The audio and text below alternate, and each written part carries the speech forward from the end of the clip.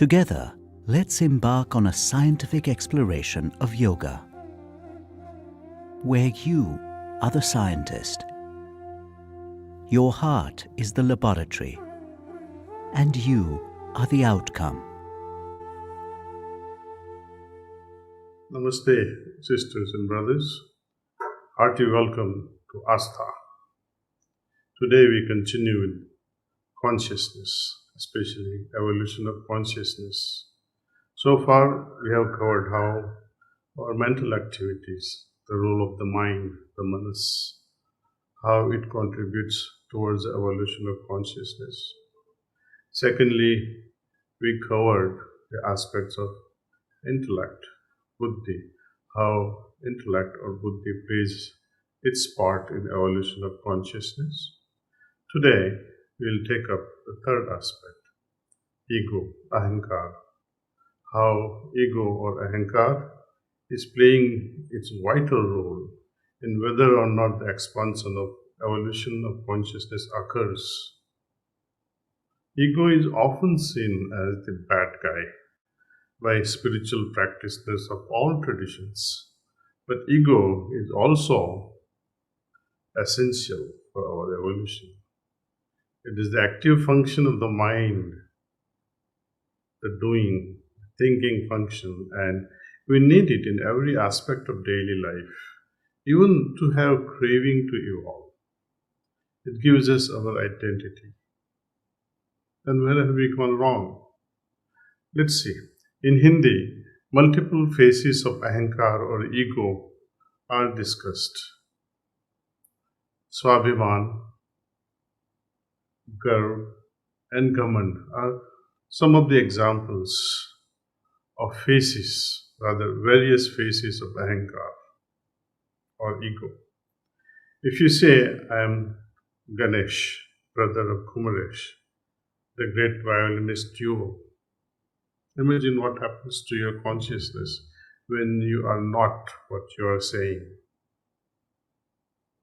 You see, ego manifests in many ways. For example, in a music concert, when suppose Shashank, the great flutist, is playing his flute, and it gives him so much of joy, and the audience reciprocates accordingly.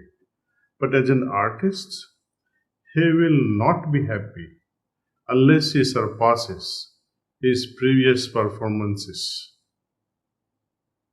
If I had my performance yesterday and today also I perform at the same level, I will not be happy.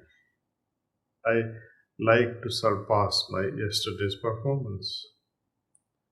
The manifested ego makes me perform well, but to think that no one can play flute better than myself is not a welcoming manifestation of ego, that nobody is better in this whole city. I am the best. That is ahankar, which falls under the category of Ghamand, arrogance. Ego can be our best friend in helping us outperform our own past records if we are finely tuned within ourselves. If it is used wisely, like all other faculties, it serves us very well, like any other resource, but it is often misused, and this is what we commonly refer as being egotistical, arrogant. When ego is used for selfish purpose, we become arrogant and self-importance takes over. Whereas if we constantly refine the ego, consciousness develops very rapidly. What does it mean to refine the ego? How to? During our spiritual journey, as desires are dropped, we enjoy some level of freedom and joy. Haven't you seen it? We all have experienced. As we move further, there is this tug of war due to demand of absolute saranagati or anuprapanna. More and more of this anuprapanna, lesser will be the burden of ego. Now let me explain to you what this anuprapanna is all about. Anu, if you break, anuprapanna, if you break this word down, anuprapanna, it has two parts. Anu means to follow. Prapanna means saranagati, surrender kind or submission with reverence. It is not a forceful or enforced level of submission. It is something that comes from within, from your heart, that I need to reverentially take saranagati, the feet of the Lord, and follow it consciously. So what happens then under the circumstance when Lord is allowed to precede, then we will be completely rid of burden of my I-ness. This allows me to experience total bliss. Now, the burden of my I-ness, burden of ego is gone. So you'll have absolute bliss. Earlier, we were burdened with desires. That prevents us from being joyful. Later, it is our ego that burdens us and that prevents us from enjoying bliss. You see the difference? Desires preventing joyful state and ego preventing blissful state. As one moves further on this journey beyond Sahasradal Kamal, one is no longer enchanted by bliss. Since even bliss feels like a burden. It is at this point that one renounces the nectar of bliss.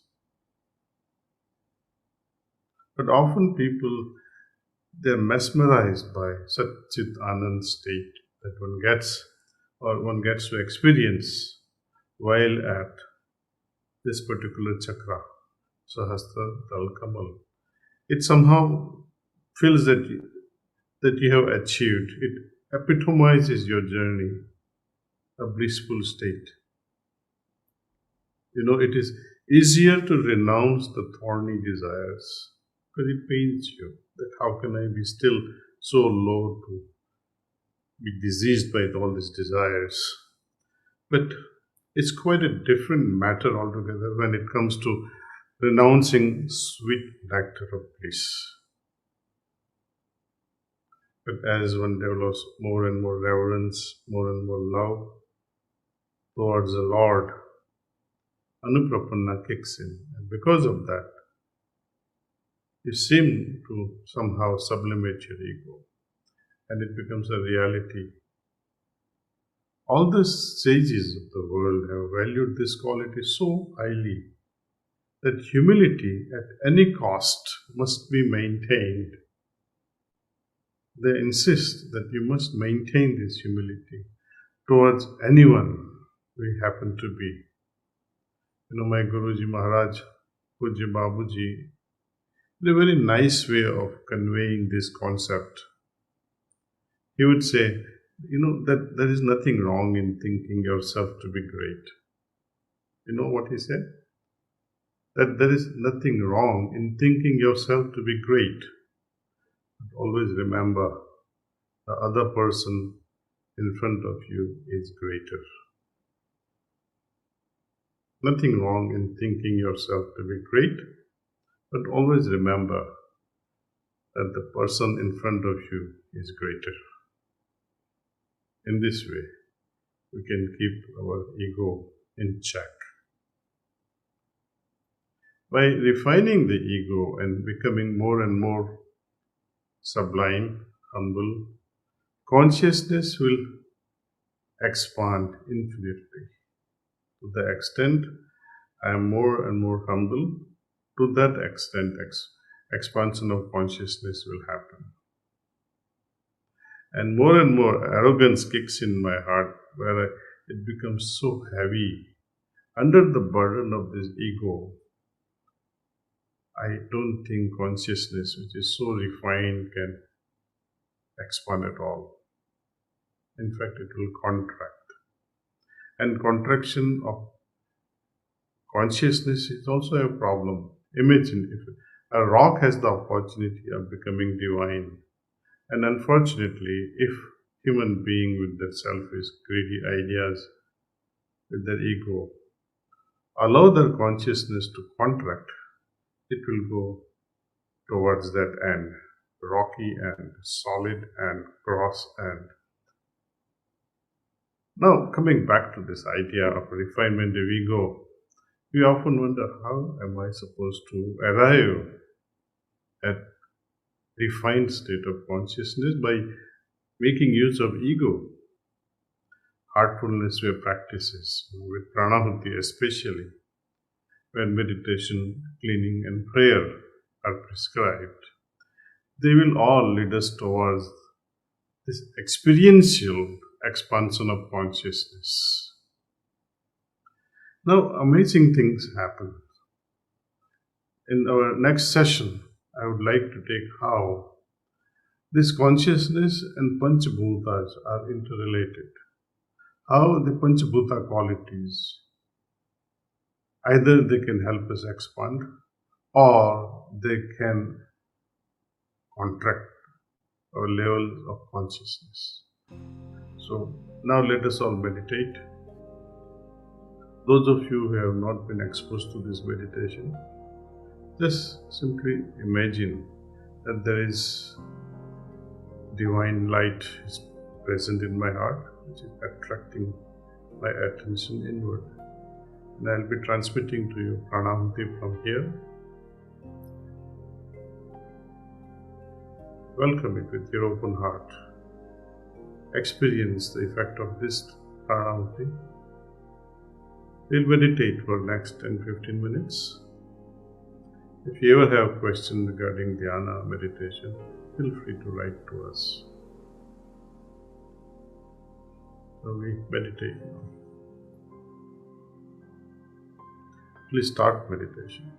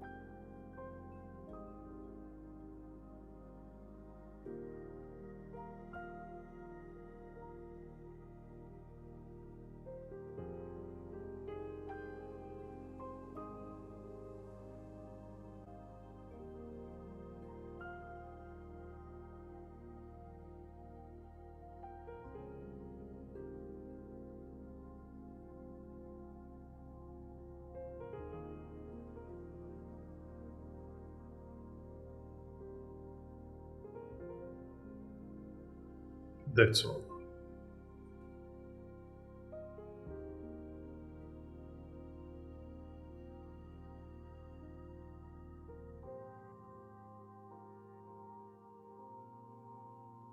We have two questions.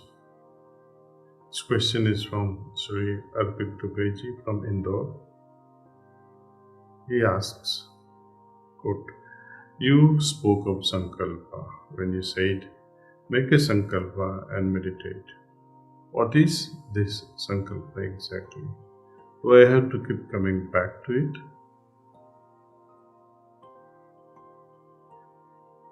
Sankalpa can be taken as willful suggestion to yourself,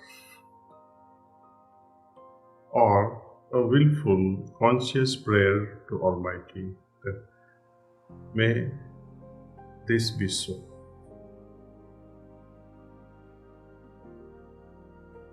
If you are wishing someone, may you be happy, may your birthday be joyous, may your life be full of joy, health and happiness. These are suggestions. But when we make these suggestions, which are simply verbal, but associate with humility and prayer, and offer it as prayer to Almighty, to me, it becomes very subtle kind of sankalpa, and it is always powerful and most potent. Now, do I have to repeat this sankalpa, which I make just before the meditation, that there is presence of divine light in my heart and on which I am meditating? I think we should not repeat such sankalpa again and again. Once is enough. It is like you entering the room. You turn on the light once. You don't go on flipping. You understand? You don't go on flipping the switch. We have a second question from Shri Daaji, Guwahati. So you speak of yogic transmission that is present in heartfulness meditation. What exactly is that?